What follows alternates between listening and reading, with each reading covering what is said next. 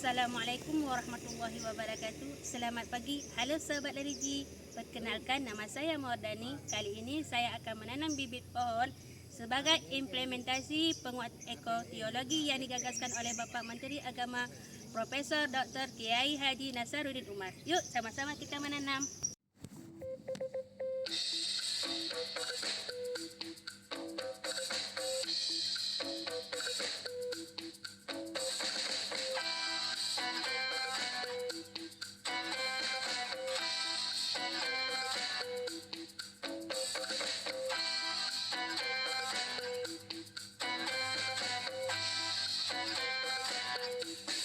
Saya Mawardani mengucapkan terima kasih yang sebesar-besarnya dan setinggi-tingginya kepada pemerintah Indonesia, Bapak Presiden, Bapak Menteri Agama serta jajarannya, serta seluruh pihak yang ikut terlibat dalam menyukseskan seluruh seleksi P3K tahun 2024. Sehingga saya bisa menjadi bagian dari keluarga besar Kementerian Agama. Terima kasih.